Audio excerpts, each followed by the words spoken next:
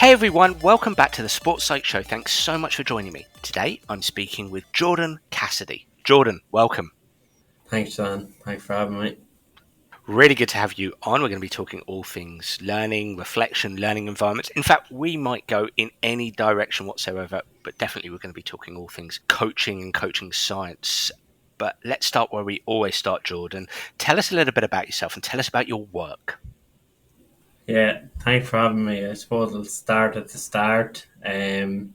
So undergrad sports science, graduated 2015, and then from there, relatively soon after I graduated, I ended up in Hong Kong, kind of randomly enough, but that kind of evolved into working an internship with the Hong Kong Rugby Union as a sort of more strength and conditioning side, and that turned into sports science.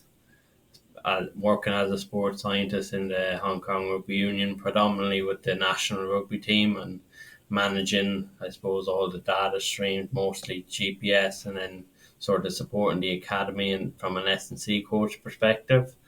And before you know it, 5 years have gone by and you're still in Hong Kong. So I ended up leaving in June 2021. And I came back and I was kind of in a bit of, I had just started writing on my website at that stage, and I was kind of in a bit of kind of no man's land really, and I kind of had a few different directions in the middle of nowhere, but I ended up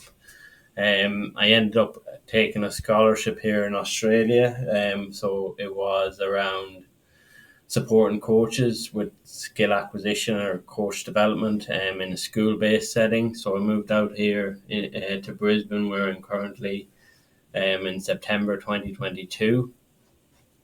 And I've been here since, and I handed in my master's two weeks ago now. So kind of weighing up what's next, hoping to go on to a PhD. We're supporting coaches with skill acquisition practices, more probably at the elite end rather than the school end, which is what I had been doing for my master's. So on the side, then I work as a coach development officer or coach developer with one of the rugby clubs out here, and I get to experience a lot of different coaches every day, and it's just living the dream really at this point. So I've no complaints. I was going to say quite a few strings to your bow. Where were you originally from, and what was your sport or your sports?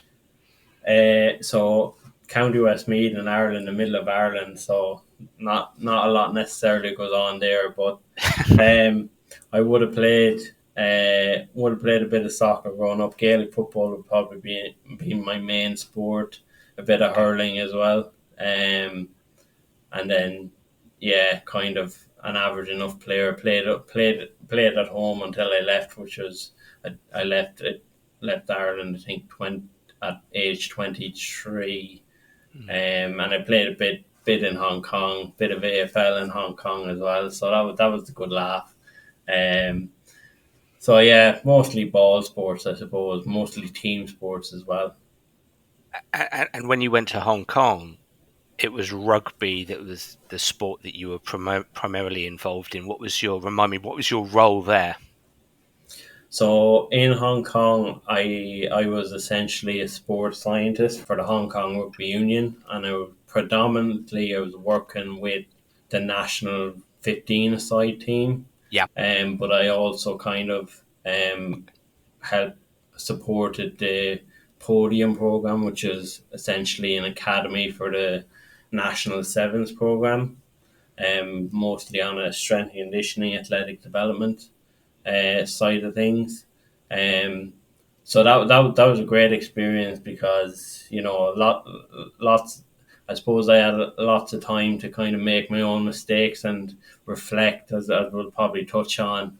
And I got loads of opportunity to go visit different places. So I went to the US, went to Australia 3 or 4 times, back in the UK as well, UK and Ireland. So really, overall, it was a massive learning experience.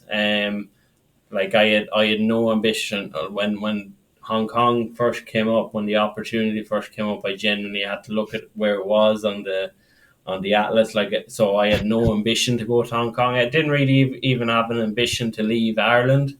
It's just the way it worked out, and yeah, as one opportunity leads to another, and here I am again on the other side of the world. So And I mean, so many people talk about having learning experiences. Oh, I learned a lot from that position. I learned a lot during that time. I'd love to pin you down on a few things there. So you spent 5 years with the Hong Kong national rugby team as sports scientist. I suppose away from the technical detail as a sports scientist, because obviously this isn't the sports science show; it's the sports psych show. But when you think about your learning journey during that 5 years, what kind of things did you learn? What viewpoints changed for you? When you reflect back, what were the main viewpoints that changed for you? yeah, well, going into my experience in Hong Kong, look, the reality was I was pretty green. It was my first job outside of university, so I suppose, and we'll probably touch on this, like your intention at any given moment really informs your reflection process. So I suppose there was two distinct kind of focus points for me as a sports scientist, um, and that kind of influenced my learning at any given time. First, I suppose we were looking at GPS was pretty new within the environment, so we were looking at how can we integrate that with our teams, with our players, and how can we use it to inform practice as much as possible. And first off, it was probably from a broader point of view perspective. So that informed a lot of when I say I went to Australia and wherever, like that informed a lot of conversations I was having with other practitioners just to get fresh ideas and whatever else. From there, there was probably a shift around 2018 where I was focusing more on how can we actually integrate it within our coaching, so how can coaches utilize the information that we're collecting, and how can they use it to inform their practice. So then it kind of became a lot more people orientated, person centered, as in you're working with people and how rather than you're just solely working with the data. And that was kind of where a lot of my current work or current interest, I suppose, that's where it stemmed from, because it's not sports science or strength and conditioning. Like, that's a small part of the wider coaching circle, and like you've got a lot of different influences. So each coach will have their experiential knowledge. Each coach will have their own kind of evidence informed practice as well. And then you've got to take the context into account as well. So it's not just as simple as here's the program or here's what I recommend, you should do that. It's more, how does what I'm recommending fit in with everything else that a coach has on their plate. So yeah, those would be the two kind of focal points for my time there, which that's probably beginning 6 7 years ago now. So yeah, like, I mean, it's, as I said, it's a learning experience that I've just tried to build on as I go through. I love what you said there at the beginning of what you were saying about you said intention drives reflection. Intention drives reflection, which I'm sure we'll return to. But I think what's really, really interesting is it sounds to me, and correct me if I'm wrong, but it sounds to me like when you first went over to Hong Kong as a sports scientist, you were perhaps, and you're always, data is always going to play a big part here, and you'd be more of an expert on that than I am. But you've started in a world of data, but over time you've realized the importance of the people oriented nature of that role. Were there any specific events or circumstances that changed that lens of the world for you, from sort of the immersion in data to the immersion in data but with people in mind? Yeah, that's a great question. Offhand, I don't know specifically for what you're asking, but I do remember a specific context where we were talking about, I suppose, game based conditioning type stuff and how we can track that with GPS, and Okay. we don't necessarily need to do so much isolated practice or isolated conditioning practice. And my point was that we were talking with the coaches, and my point was, we should try and get as much game based conditioning as possible. And then the head coach turned around and he said to me, we're playing rugby now. It's not Gaelic football, and you can't go live every week, so you can't do full contact every session of every week. And that was kind of. So when I spoke about the experiential, the evidence, and then the contextual, that kind of brought open my eyes to the contextual factors that really inform a practitioner's vision, or how they view any contextual situation.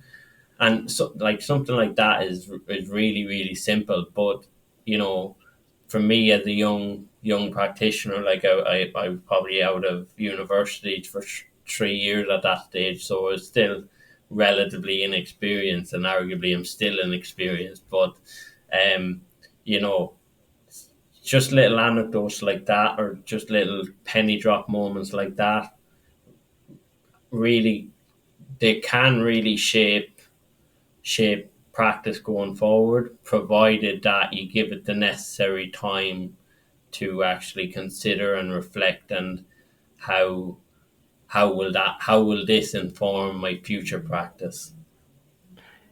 Listening to what you're saying, and again, I'd love to hear from you whether I'm hearing you correctly. You're coaching people. You're coaching people as subject matter, sports science, but you're coaching people, but you have to consider the context that those people are participating within. So it's people within a context. So as a practitioner, somebody who doesn't coach one specific sport, you have to remember that you're a sports scientist, yes, but you're a sports scientist with people, with human beings. So there's individual specificity, but there's also individual specificity within a context. And so there's layers of complexity there that you over time started to realize, okay, right, I have to consider all of these factors here when I'm making judgments and implementing decisions. Yeah, that's it. I think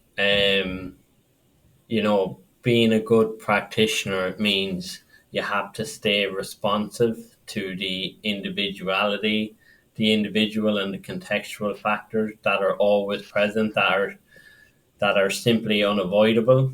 Um, you can't not consider them. And I suppose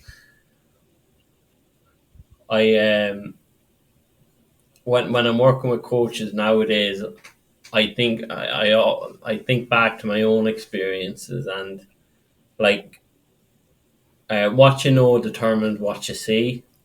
So if you don't know a lot, it's hard to see a lot, and it's hard to reflect on different aspects of practice. So I was working, even this week, I was working with a coach, and I said to him, I'll come down and I'll observe your session, I'll take some notes, I'll give you feedback, and we'll reflect together. And I mean, there's a couple of parts to this story. I asked him, what do you think in a general sense, like just reflect on the session? And he told me everything that was happening around the session, but he didn't actually reflect on the session. And that the first thing I kind of took from that was, coaches might not necessarily know what to reflect on. So in a situation like that, rather than me asking a broad general question, what did you think? Maybe I should be a bit more specific in the questions that I ask to guide his reflection. But the second part, I suppose, was in terms of the feedback that I provided him. He read it and he was pretty open to it. So, like, I mean, that's the joy of working with coaches who are, keen to learn and whatever else. His feedback to me, having received my feedback, was there's so much you don't even think about, you just don't consider, and that's part of what I try and do. I'm trying to guide coaches' reflection to different aspects of practice. And for me, I think back to how I was, and you think you know it all, but you don't really. And it's only when someone might share their perspective or share a different piece of wisdom or knowledge with you that you realize, okay, there might be a different perspective, and it's kind of humbling, but it's the reality. It happens all the time. So that's very much the approach um that I would take when I'm supporting coaches. Like, how can I actually support the coaches, or just direct their attention, or support them to see a different perspective? And it's not about telling them this is right, I'm right, you're wrong, or you're right and I'm wrong. It's not about that. It's just about understanding the conditional application of different bodies of knowledge at different times, and considering the contextual and everything else, the individual variability. So I suppose that's how it's informed my practice as I've gone on. Well, you've offered us a neat segue into what you're doing now. So you left Hong Kong and you travelled over to Australia, Brisbane, where you're furthering your education, and you're also doing some coach development, coach education on the side there. So I'd like to learn a little bit more about that, because you've already started to unpack how you go about that. I love some of the things you said. I mean, picking up on some of the things you said there, what you know determines what you see. And what that coach said to you, that bit of feedback that coach gave to you, is in terms of, there's so much that you miss, and you've talked about asking questions. So you've already started to unpack how you go about doing that. So I'd love to do a deep dive there. But take me back to the beginnings of this as a coach educator. How did you fall into that, where you are now in Brisbane, Australia? What sports have you been involved with? And how has that role built over time? So a few questions for you there. Yeah, loads of detail in that, which is great. Um, so as I kind of mentioned, as I was transitioning out of Hong Kong, I had started writing on my own website, and that essentially is my reflective practice, Yep. and it's good. And if no one else reads it, that's fine. But it's almost good for me to look back on and see how my journey has gone over the last 3 years, and hopefully will continue to go. But I started writing a lot about skill acquisition, and just reaching out to different practitioners and different researchers just to get their ideas. And what happened was, I was actually in Huddersfield in the UK. I was in the middle of my PGC to do PE teaching, and I was enjoying that. But then this scholarship came up, and it was in skill acquisition and coaching. So I reached out to the supervisor, and I just messaged, like, because we were just coming out of COVID at the time, and I asked, is this open to international students? And flights had just been put back on by most airlines then, and there wasn't as much need for quarantine and everything else. So we were kind of coming out of the COVID bubble. So I applied and I interviewed, and like all kind of the reflective practice that I had been doing around skill acquisition, that kind of set me up into a strong position for the interview. And luckily I was successful in the interview, and then the whole process between when I accepted to when I moved out to Brisbane was about 5 months. So a lot of time for reflection then. But September 22 was when I started, and essentially my research was around supporting coaches, exploring different ways to support coaches. And I was working across all sports in the school, and there's four terms a year in Australia, and then there's different sports on each term. So some of the sports: volleyball, basketball, AFL, rugby union, soccer, a bit of tennis. Um, so quite a broad range of sports. My research generally focused on team sports.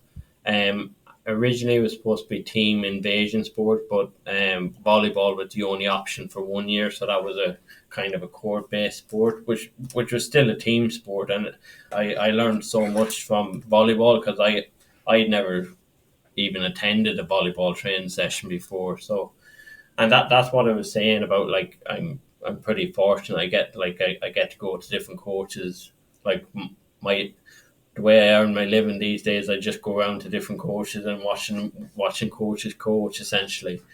But what we were doing, we were exploring different ways how we could support coaches in that, providing them feedback, so quantitative feedback on their sessions, providing them quantitative feedback with skill acquisition support. So me as a skill acquisition kind of support guy, whatever, I don't know what you call it, but and we were different levels and different amounts of feedback and support, and just seeing how coaches responded, both in practice with a behavioural observation, but then as well with an interview afterwards. And even in four different coaches, four different sports, very different kind of varying results, which was really, really insightful.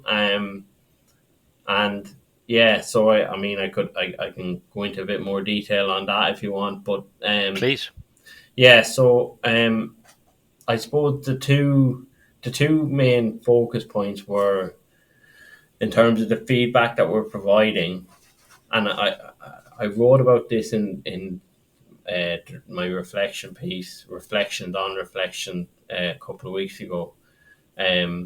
But some of the feedback we were given, some of it was very simple, like, so percentage of playing form activity, percentage of training form activity, so that's drills, percentage of inactivity, and percentage of transition time going from one activity to another.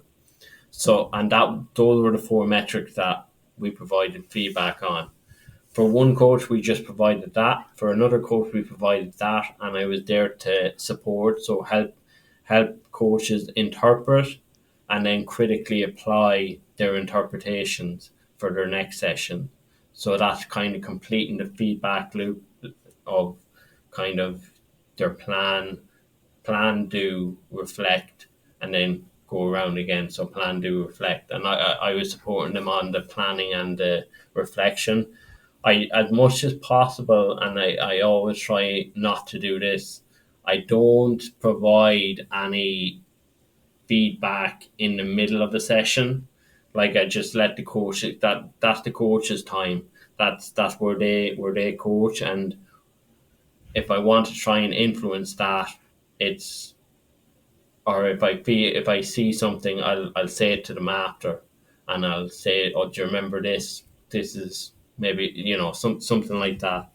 In terms of the main kind of themes that, or the main concepts that arose from the research, skill acquisition, whether skill acquisition support or the behavioral observation feedback, that is a tool to stimulate reflective practice. And depending on the initial skill level or the initial ability of the coach, behavioral observation might be enough to stimulate reflective practice and then stimulate behavior change. However, for a more novice coach, behavioral observation might stimulate reflective practice, but they may not know how to critically apply their kind of newfound knowledge into new behaviours in their next session or in the next few weeks of training. So really, really insight. And I mean, the research was one thing, but like I learned a lot from just working with coaches, just working again, going back to it, just working with people all the time, and just understanding how trying to create a positive learning environment for the coaches. I didn't really I stayed out of any athletic development, or I didn't really get involved in coaching. I was literally there as a coach support. So it was essentially coaching the coaches. Yeah, so that's kind of brought me up to this point.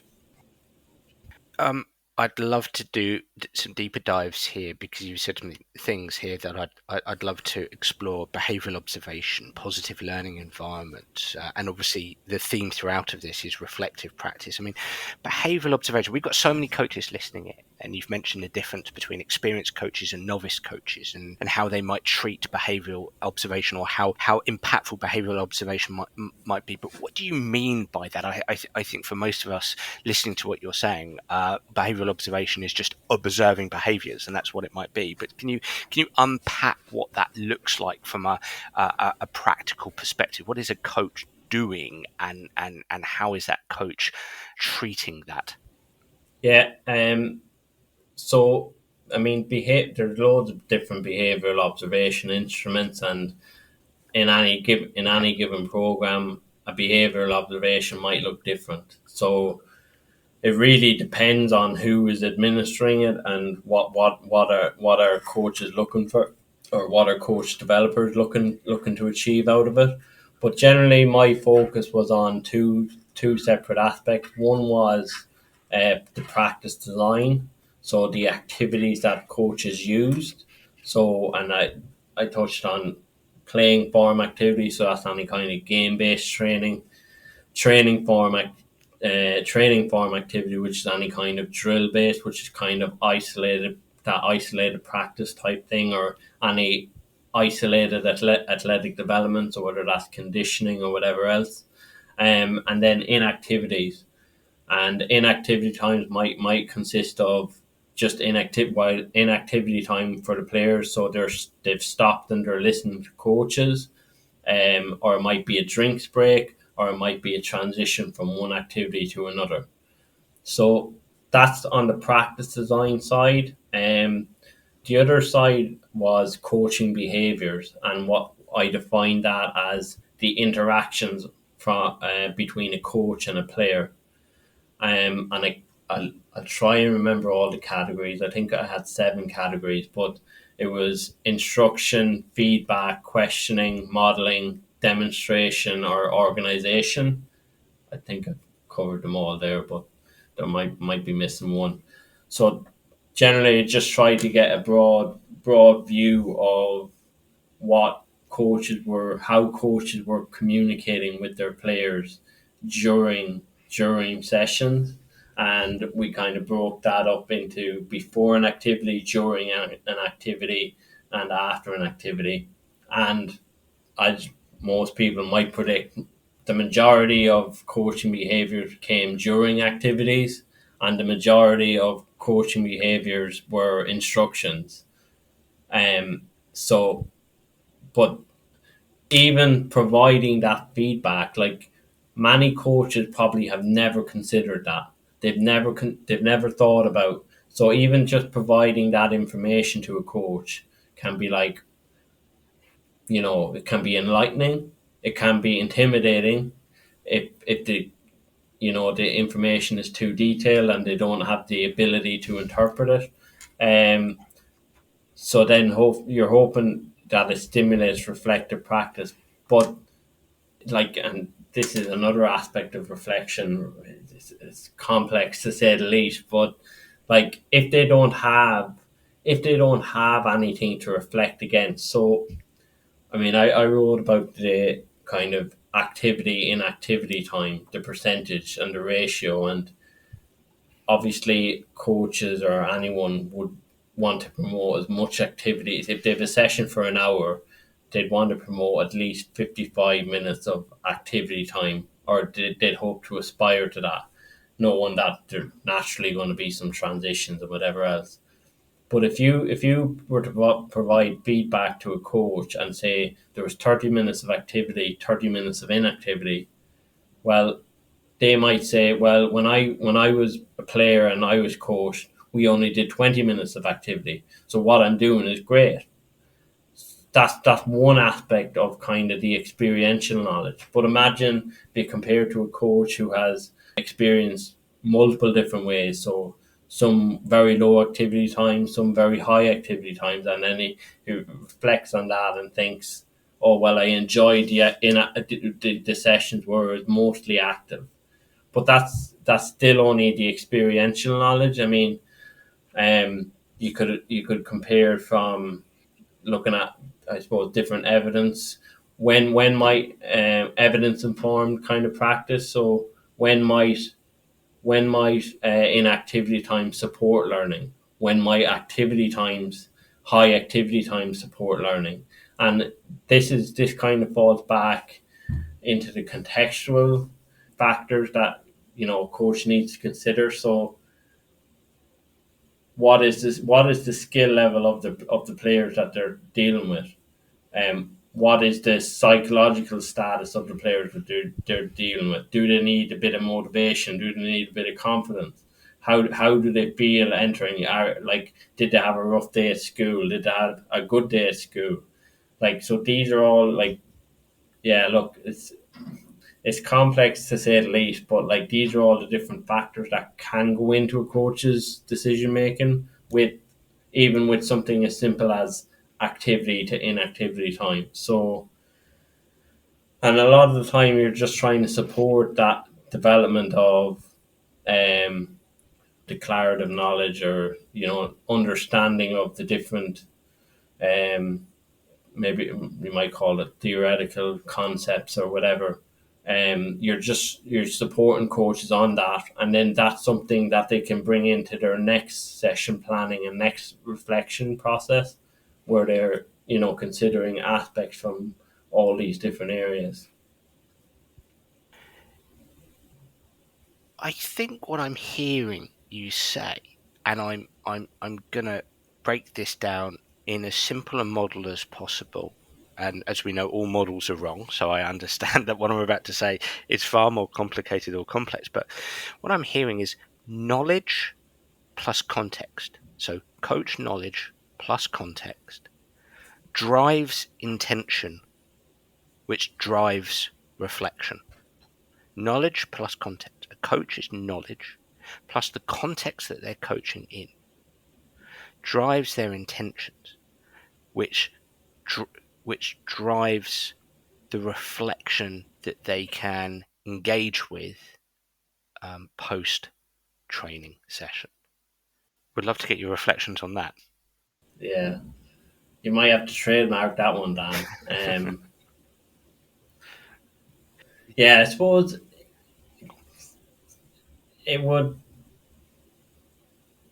I suppose it's important, really, what you're defining knowledge of, and I kind of touched on it, like experiential knowledge, empirical knowledge, contextual knowledge, and um, all those bodies of knowledge, say, are combined into to deliver like a decision Mm. that a coach makes in terms of the activities that they design, or the um the ways that they interact with players.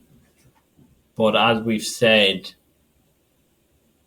coaches may not possess much depth in any of those situations, in any of those three areas. So that's kind of what we're trying to support on. Um,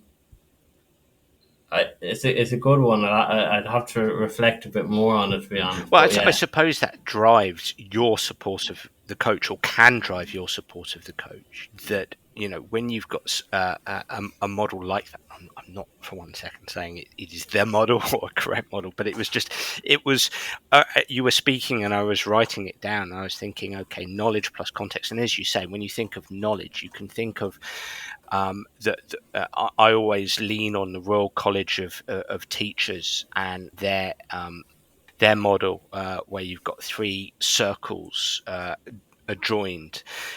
You've got, in essence, the context, empirical evidence, and experiential evidence. Those three areas that are combined, which drives the intention of your practice, which then can drive what you reflect upon.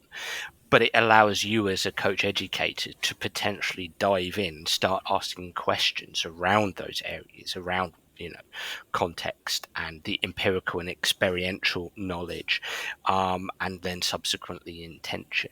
I suppose really what glues everything together here is, as a coach educator and coach developer, it's the questions that you ask.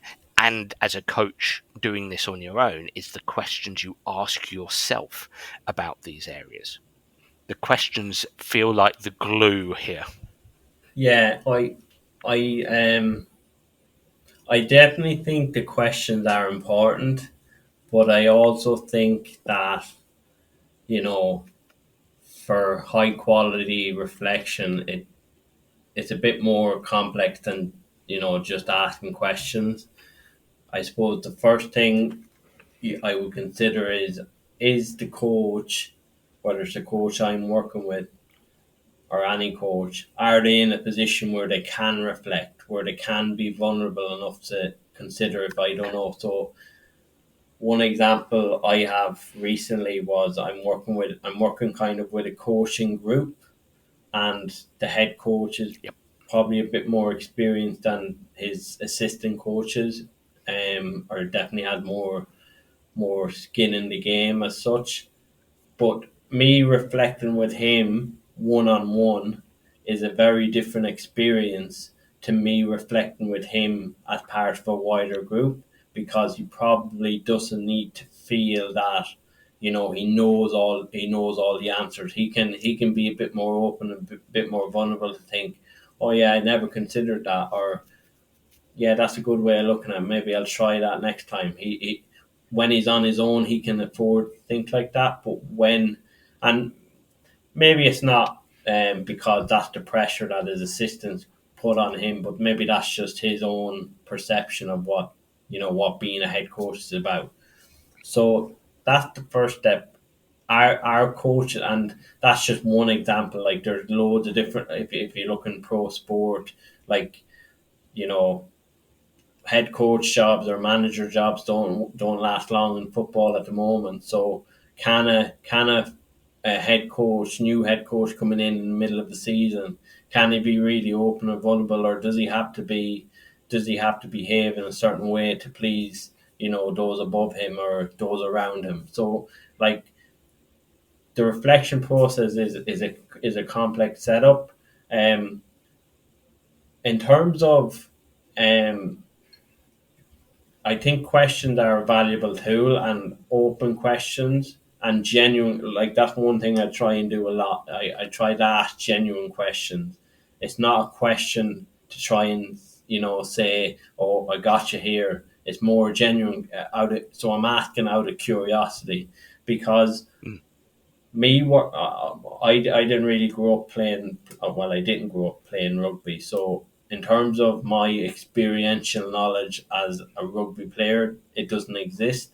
So when I'm working with rugby coaches, I Yep. don't have. So in terms of a model that you were talking about earlier, like one model that I really like is the coaching schematic from Andy Abraham. So that's understanding of the performer and their needs. So that's the physiology, biomechanics, psychology, nutrition, all that. Understanding of the sport, and then understanding of the learning environment.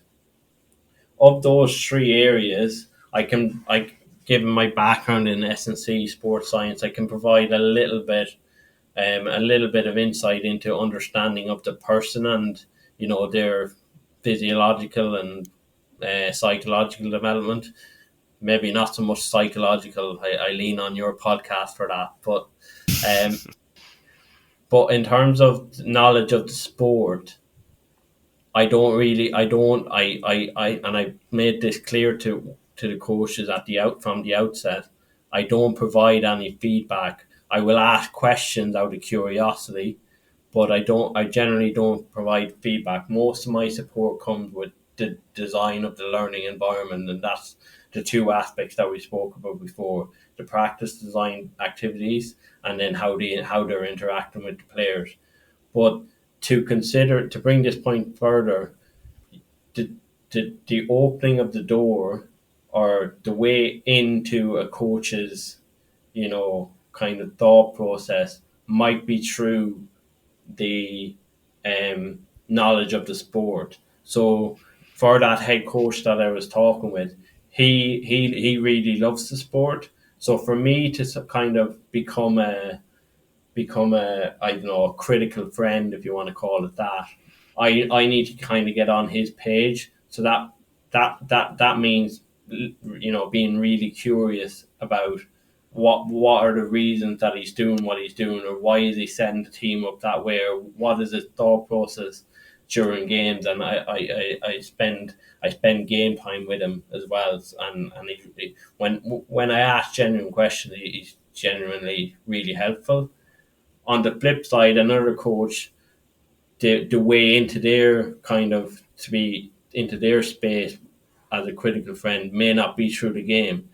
Another coach that I'm working with at the same club, he really prides himself on being a people person. So working with he works with the girls rugby team, and he really prides himself on being responsive to the emotional energy, to the individual capabilities, to the individual variation that comes.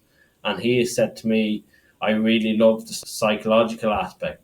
So then that is the kind of the pathway into his space to support him um, as a critical friend. So, and that's kind of as much as I can. I'm trying to detail the different um, the different contextual and individual factors that go into my job supporting coaches, and trying to understand the individual and contextual factors that they identify as key to their support of players. I suppose listening to what you're saying, it's a lesson for all of us in any kind of helping profession. And that's if we want to help others, we have to strive to meet them where they're at. Yeah. So, two key principles I would have when supporting coaches, what you just said is one, meet them where they're at. So tailoring your support to their understanding, tailoring your support to their needs, and tailoring your support to their wants as well. The other key one is catch them doing things well. So there's enough of people, and I've met a lot of them who will tell you, you know, things you're not doing well or things you're doing incorrectly and whatever else. And of course, that can be helpful at times because, as I said, it's helpful to see different perspectives. But coaches, and especially in coaches in high pressure environments, they've they've criticism. They might have criticism from players because in a team sport game, 15 you pick 15 players to start.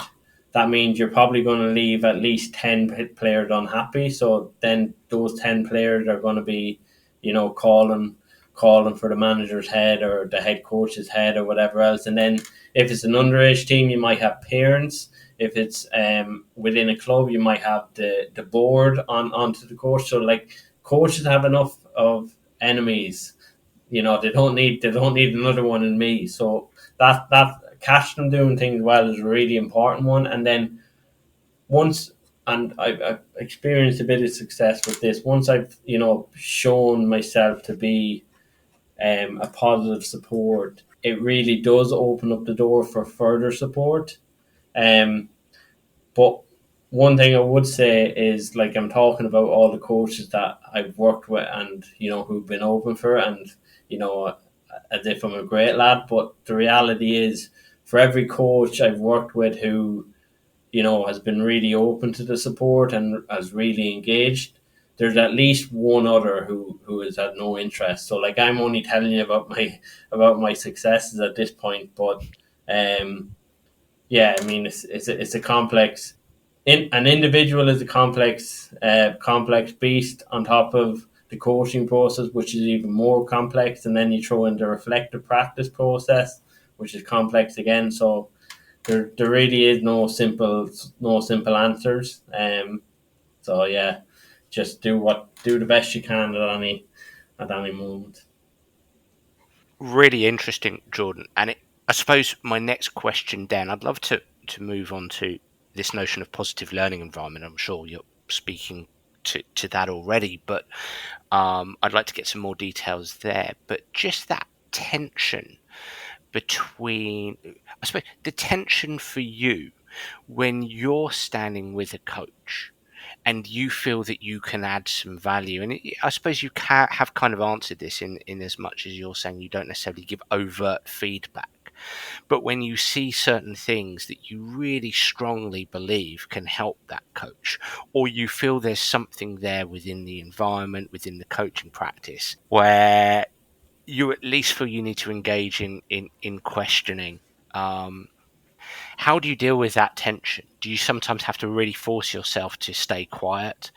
I remember Dr. Ed Corlin talking about this, telling himself to shut up 3 times or something like that. Shut up, shut up, shut up. Just to force himself to say nothing in order to manage, his own mindset, his own emotion within that situation. Do you find yourself having to work through that tension from time to time? Yes and no. I think, do I ever find myself,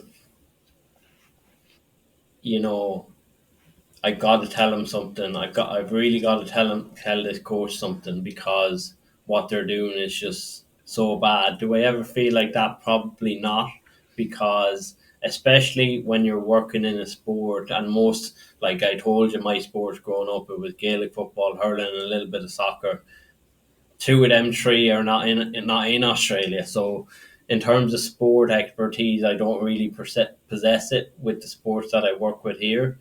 So there's always an element of, um, I won't say insecurity, but awareness of my lack of knowledge of the game. So I'm never really, I suppose I'm never really desperate to, or really under pressure to, because I never really, I'm never really sure that I have a concrete answer to a better solution here.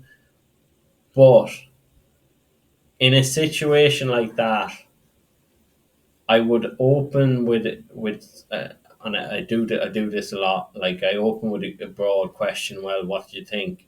And they might tell me their thoughts. They might be in depth. They might not be in depth. And I would almost I would almost always ask for permission. So I would ask the question, can I share my thoughts? And I would present them in a genuinely curious way, that it's not telling them, what's what and who's who. It's just it's generally an information finding process for me. So can I share my thoughts? I was unsure why you structured this particular activity like this. Can you elaborate on why you did that? Or can I can I offer my thoughts around the activities or the experiences of the player, and how that differs in training to the experiences of a game. And so at all times, it's never, and I try to be I try to be good with this. Like it's never, all knowledge is conditional. So my knowledge is like it might be right, it might not be right, and maybe I genuinely need to, um, just be a bit more curious and find out a bit more information. And sometimes coaches are, as I said, like I can talk about I've been talking about the coaches who have worked well with, and I'm by no means a great lad in that every coach I work with is gold. That's just not the reality. Some coaches mightn't be open to it, and for whatever reason, maybe they're on their own learning journey that they want to just explore themselves. Maybe they don't believe they need help. Maybe they don't think I can offer them help. Whatever the reason is, that's their prerogative. Um, but for the coaches, for some coaches have been really open to it, and when you start off with that curiosity approach, can I offer my thoughts, or can I offer my perspective? If if if that's delivered in a respectful way, and if the insights that then I deliver are useful, then the question doesn't come from me anymore. The question might come from them. Well, what were your thoughts? They would ask me, and then we can engage in a conversation. But I would never get to a situation where I I definitely try to avoid it, that I think I know best. It's always it's always a journey we go on together. So how can we help each other to find the best solution in this context, rather than how can I help this person? It's not necessarily me helping them; it's us helping each other, and that's kind of the attitude I try and have as much as possible. But I'm no saint, and I've definitely messed up before, and I probably net messed up again. So I love your answer, and your answer makes me think of a few things. Reflect on my own practice when I've got permission, at a club or an organisation, to work closely with a coach or coaches, or when I'm brought in by a coach. It makes me think of that question of why did you do this, or why did you do that, almost has an implicit sort of meaning around, you're kind of implicitly asking that coach to reflect on, was that really the right thing to do? There could be construed that in implicit questioning there, which yeah, again, I think that comes under the umbrella of a lighter and respectful way of asking a coach to really think about what they're doing. I love what you're saying about the asking permission, and sometimes in my own practice, it's doing the heavy work at the beginning of the relationship to ensure that a coach understands that you understand that you're not the expert in their sport, but that then you're there to ask difficult questions. You're there as a critical friend, as you say, and you're there for potential checks and challenges. Not that you have the answer yourself, but you're there for respectful checks and challenges, in order to help. So those are the kind of things that you are making me think of there. I'm keen because I want to be respectful of your time, and again, I think we've spoken a bit to positive learning environments already, but what is a positive, when you say this term, positive learning environment? I mean, I suppose it conjures up different images for everybody listening in. Tell me what a positive learning environment is to you. yeah. So as much as possible, I try and create one of these. I've probably never been asked that question before, so I'll have a go at trying to describe what it is. For me, it's an environment where coaches. I mean, if we're defining a positive a positive learning environment with coaches, me working with coaches, it's a space where a coach has freedom to make mistakes, freedom to express I don't know, freedom to ask questions, um, freedom to experiment, to explore different ways, freedom to say, no, I don't like that. No, I don't want to try that. No, no, I don't think that'll work. Because at the end of the day, they, and even in our working relationship, they are still the decision makers. Like I've never ever, and I hope I never will, make a decision for a coach.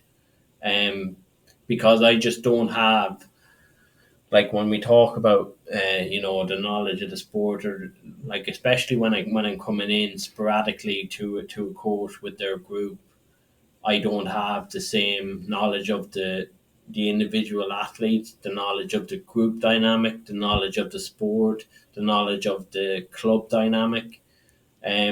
So there's so much that I'm missing out on, and while I might think that I have a possible solution, I'm still not. I'm still not at liberty to make that call. So as much as possible, a positive learning environment, and this is me kind of reflecting in action to your question. Um, I'm A positive learning environment is an environment where a coach has the still has their decision making capability in hand, but they have the option to, I suppose, explore different ways or different paths or different aspects of their practice in a safe way, and they're not going to be criticized. A big thing, like, you might have read some of Brene Brown's work around vulnerability, like, so, um, without any fear of kind of belittlement from me, or any fear of me shaming them for the decision that they make.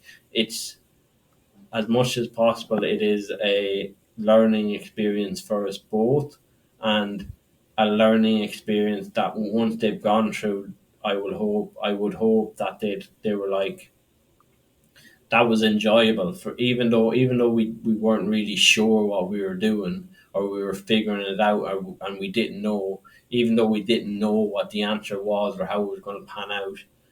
I enjoyed the process of figuring it out. So that would be my unscripted answer to that question. No, I love it, and obviously you've answered there from the perspective of a coach educator, a coach developer, and your relationship with that coach, and the positive learning environment for you with the coach. You've immediately gone to that word vulnerability, giving the coach space to express vulnerability, to express uncertainty, to not know necessarily. And it immediately makes me think of the episode I recorded, episode 264, with Dr. Charlie Cosby, Professor Robin Jones, and Dr. Andrew Lane, when we talk about, coaches contending with vulnerability and uncertainty, and really from perhaps a slightly different perspective, in as much as it's the coaches with their coaching staff and the coaches with their players. So you're coming from the perspective of a coach educator. But it's interesting that when you talk about a positive learning environment, you immediately go to this word vulnerability. And I suppose my next question for you is, stepping outside of that remit of coach educator, all the coaches that you've worked with, it feels the impossible mission at times to convince coaches that they can express vulnerability, that they can express uncertainty, when everything about the socialization of coaching over the last however many years, 50 years, 100 years, has been about certainty, has been about knowing.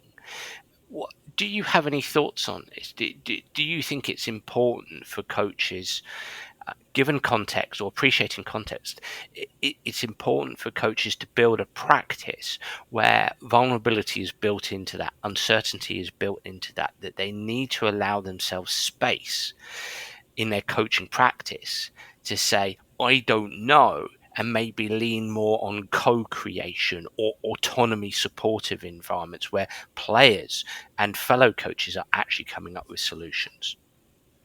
Yeah, I think a massive aspect of it would be, and I don't want to get into the traditional or contemporary phrases, but coaches in the past might have often seen their role as a fountain of knowledge, and their job is to pass that knowledge on to their players. So they have the answers and they have the solutions, and their job is to tell players or to pass those answers and solutions on to players. So if they don't know, how is the player going to know, type of thing. In terms of how, like, being okay saying I don't know, I think I don't know. Saying I don't know is, it does take bravery if you've never said it before or you've never considered it before. I think Yeah. a key trait that I really enjoy, and I try to express this. I mentioned it a couple of times before. I try to express this as much as possible myself. Is curiosity. Mm. So if I'm curious to kind of understand a coach's perspective or a coach's positioning or a coach's, whether it's the wider constraints that are acting on a coach, or what is decision making or sense making or thought process was, if I'm curious to understand that, then that will kind of inform the way I go about interacting with that coach. In terms of a coach working with players, if they are curious to understand what are players seeing that I'm not seeing, like, rather than having all the answers, but maybe they have one perspective. And as I mentioned this before, like, all knowledge is conditional. So the coach's viewpoint, the coach's perspective is just one perspective. What about, like, I mean, imagine it's a game of rugby and you've got 15 different perspectives. So imagine you collate all them. You've got a lot of different perspectives. There's probably Mm. nothing on the field of play that you'll miss because you've got so many eyeballs. And then you're considering the assistant coaches, but you can only tap into that if you're curious about what are they seeing, and what insights do they have that either support the perspectives that I have, or that might contrast or contradict something I've said or something I've thought. And then when you're curious, everything becomes like an information collecting process where you're trying to look. I don't know the answer here, but I think together we can come up with a viable solution, and we can turn this around for the second half, or whatever the situation may be. So that's probably the key trait. What do you call it? A trait, or whatever. Like, curiosity is such a valuable attribute, say, for coaches and coach developers, like, for in my situation. And I suppose that's why I invest a lot of time into writing this stuff. Like, one just the writing process, it kind of untangles my thoughts in my own head, but then putting it out there, um, and luckily, like, most people are pretty respectful, as you said earlier on. Like, in terms of, if they don't agree with something, they'll politely tell you, like, they won't cut you in two. So what I found is, like, over the last 8 months in particular, but on social media and whatever, like, I've connected with some really really intelligent people who know probably a lot more than I do, which is great, because, like, as long as I maintain an attitude of curiosity, then I'll try and learn from them. Whereas, if I want to try and pretend that I know it all, and get really defensive about my views, well, then that's going to be an issue. So I hope that has somewhat answered the question. No, it has, and I love the fact, and I'm appreciative of the fact you've returned to this notion of knowledge is conditional. And I think what you've done there very nicely is we might use the term operationalized knowledge is conditional, or you've put it in practical terms from a coaching standpoint. Because if we put knowledge as conditional at the heart of our coaching practice, then curiosity is crucial, right? Because we have to be curious about how this person or these people see the world, or see the world that we're looking at and we want to make comment on, because we can't make an accurate comment unless we know what they're seeing, or what the meaning of this thing that they're seeing is, which makes coaching tough, right? And quite arduous. So I love the fact that you've mentioned curiosity, and then it makes me think of the importance of having a communication process or communication system as a coach. Leaning on something like, for example, motivational interviewing. Professor Stephen Rolnick and Professor William Miller. We've had Stephen on the Sports Psych show, and how he talks about the importance of empathy and asking open questions that we've spoken to a lot today. And I think that using communication tools like that are vital, because again, knowledge is conditional. And I would say back to that, and it would be good to get your comment as we come to the end of this show today. But knowledge is conditional. I'm guessing there are some things that are unconditional. I mean, I guess there are some things, the rules of the game, for example, the pitch is a certain size, which is going to make it then a difference to how we go about our coaching practice. We can't tackle, if I think of rugby, we can't tackle around the neck. That is unconditional. But then you could argue that it's conditional how a player might see that or utilize that piece of information. So there are a small amount of things that are facts, if you like, that is unconditional knowledge, if that's the right term. But then the rest of it is conditional. And I think that having this philosophy at the heart of your coaching practice drives curiosity, but helps to ease this notion of vulnerability, that actually vulnerability isn't just saying, oh, well, I don't know. It's actually discovering more about what others know. Yeah, so it kind of relates to something I said on a previous podcast. Um, you know, around it depends, and it depends at the if you use that as a conversation ender, that's an issue. Can you broaden that for me? It depends. What do you mean? So sorry. Just in terms of knowledge is conditional, and when we're talking about conditional knowledge and understanding when to apply it or how to apply it and how to critically apply it, like it depends on a lot of contextual and individual variability that we kind of touched on. Okay. But why your comments reminded me of that was, um, like it depends in itself. Like if you were to um ask me anything about, what are your thoughts on this particular aspect of our practice, and I said I don't know, it depends, and I walked off. It depends is a it can be a cop out if it's used as a conversation ender. But if you were to ask me that same question and I said, well, I don't know, it depends, uh, what have you considered X or have you considered Y, and then it depends becomes the start of an information finding mission. That we both, as I've said, we both kind of we co-explore, if that's even a term, or we We explore and co-create. yes, correct. That's why you're the podcast host, Dan.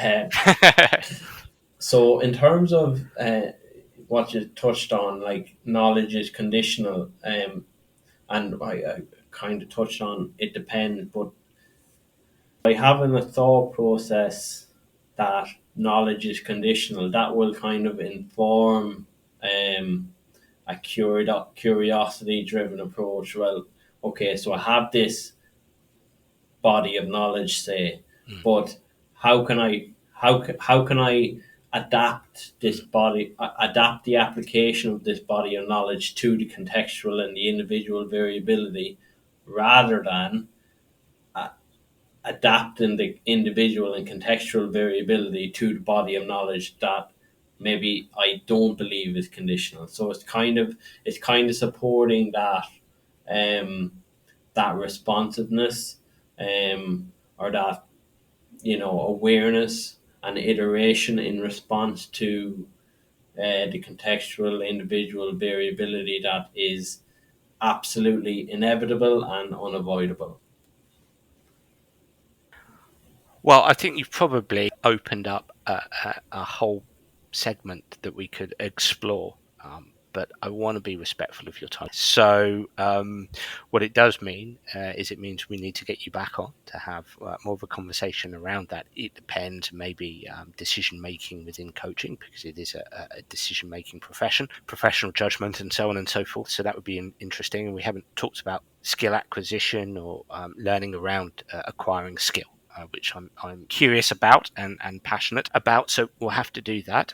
But Jordan, I can't thank you enough for that conversation. Absolutely fascinating, and I know you will have tapped the interest of everybody listening in. You've obviously got you mentioned your web page, your blog numerous times, which I read often and really enjoy and learn from. So, how can people find you, follow you, and how can people find that blog?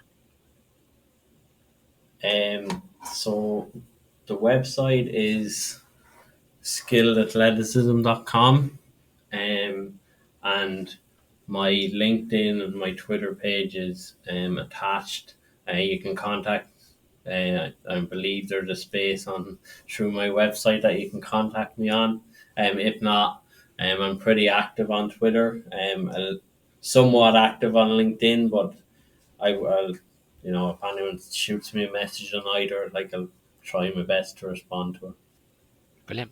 Jordan, thank you so much for today. Thank you, Dan. Thanks for having me. Big pleasure. I've followed the podcast for a number of years, so flattered more than anything to get the call up. So yeah, appreciate it. No, thank you.